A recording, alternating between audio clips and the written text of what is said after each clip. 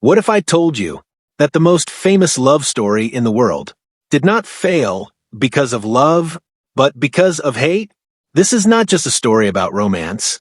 This is a story about two young hearts, trapped between family, pride, and fate. In a city where hatred was inherited, Romeo and Juliet chose love, and that choice changed everything. This is the tragic story of Romeo and Juliet. What enemies, one forbidden love, and a fate that refused to forgive. This is Romeo and Juliet. Chapter 1. The City of Hate and a Night of Love. Verona was a beautiful city, but peace had never truly lived there. The streets looked calm in the morning light, but beneath that calm burned an old, dangerous hatred. Two powerful families ruled the city's history, the Montagues and the Capulets. No one remembered how the feud started. What mattered was this: if a Montague and a Capulet crossed paths, blood was never far behind. Even the citizens of Verona were tired of it. Every argument turned into a fight. Every fight turned into chaos. And the city paid the price for a hatred passed down like a curse. One morning, that curse exploded again. A small argument between servants quickly became a violent street brawl. Swords were drawn. People screamed. Steel clashed against steel. The streets of Verona, once again, were stained with blood. When the Prince of Verona finally arrived, his anger shook the city. "This ends now," he declared. "Any more fighting, and the punishment will be death." For a moment, the city fell silent. But hatred doesn't die so easily. While the city burned with anger, Romeo Montague was fighting a different battle inside his heart. Romeo was young, handsome, and born into power, yet he felt empty. He walked alone through quiet paths, avoiding noise and people. Love had captured him, but not in a joyful way. He was obsessed with a girl named Rosalind, who did not love him back. To Romeo, love felt like pain dressed as beauty. His friends tried to pull him out of his sadness. They joked with him, mocked his broken heart, and begged him to forget Rosalind. One of them, Benvolio, believed the cure was simple. "Go out," he said. "See the world. Look at other faces." That same night, fate decided to step in. The Capulets were hosting a grand masked party, inviting the most important people in Verona. Music, laughter, and dancing were meant to fill the night. By pure chance or destiny, Romeo learned about the party. He wasn't invited. He wasn't welcome. But love and danger had never stopped Romeo before. Wearing a mask to hide his identity, Romeo stepped into the house of his family's greatest enemy. The Capulet mansion glowed with light. Music echoed through the halls. Dancers moved like fire and shadow. For a moment, Romeo forgot his sadness. And then he saw her. She stood among the crowd, glowing as if the light followed her. The noise faded. The music softened. To Romeo, the entire world narrowed down to one single face: Juliet Capulet. In that moment, Rosalind vanished from his heart. Romeo realized something terrifying and beautiful at the same time. He had never known love before this second. Juliet noticed him too. Their eyes met. Neither knew the other's name. Neither knew the danger standing between them. They spoke softly, their words playful, their connection instant. It felt holy. It felt forbidden. They touched hands. They kissed. And then the truth came crashing down.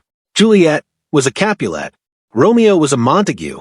Love had chosen the worst possible moment, and the worst possible people. Across the room, Tybalt, Juliet's hot-blooded cousin, recognized Romeo's voice. Rage exploded inside him.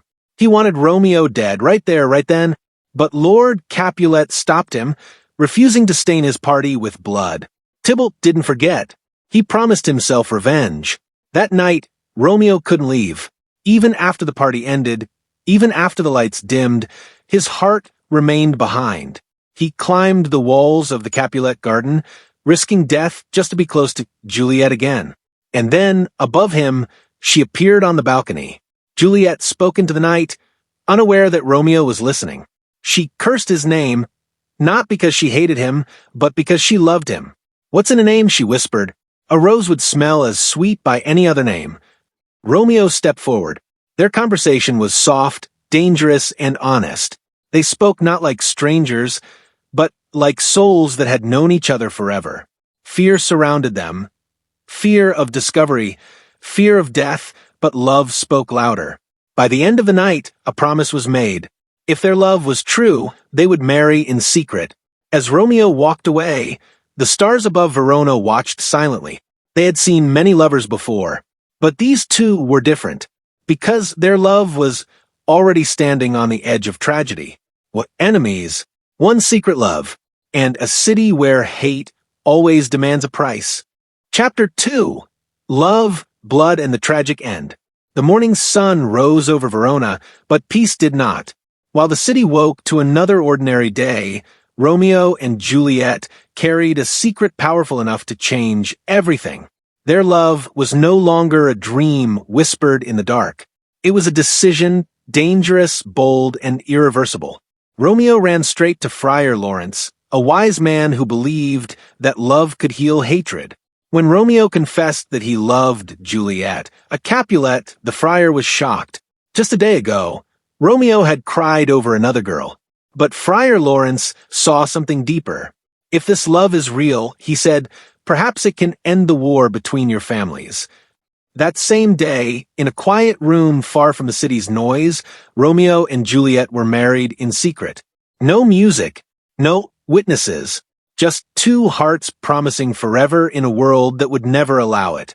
For a brief moment, love won, but fate was already moving. The streets of Verona soon turned violent again. Tybalt, still burning with anger from the party, searched for Romeo. When he found him, Romeo refused to fight. How could he raise a sword against his wife's cousin? Tybalt mistook silence for weakness. Before Romeo could stop anything, Mercutio, his closest friend, stepped in. Words turned into steel. The fight was fast, wild, and fueled by pride. And then it happened. Mercutio fell. As he lay dying, pain twisted into anger. A plague on both your houses, he cursed. With Mercutio's blood on the ground, something broke inside Romeo. Love turned into rage. Control turned into chaos. Romeo chased Tybalt. Moments later, Tybalt was dead. The city froze. The prince's judgment was swift. Romeo was banished from Verona. Not executed, but exiled. To Romeo, it felt worse than death. Juliet learned the truth alone. Her husband had killed her cousin. Her husband was banished. Her world collapsed in a single night. She cried, not knowing which pain hurt more, the loss of family or the loss of love. But worse was yet to come. Her parents, unaware of her marriage, demanded she marry Paris, a powerful nobleman. When Juliet refused, her father's love turned cruel. You will marry him, he said, or you will be nothing to this family. Juliet was trapped. Desperate, she turned to Friar Lawrence once more. He offered her a terrifying plan. A potion that would make her appear dead, long enough to escape with Romeo once he returned. With no other choice, Juliet agreed. That night, she drank the potion, and the world believed she was dead. News reached Romeo, but not the truth. All he heard was this: Juliet was gone.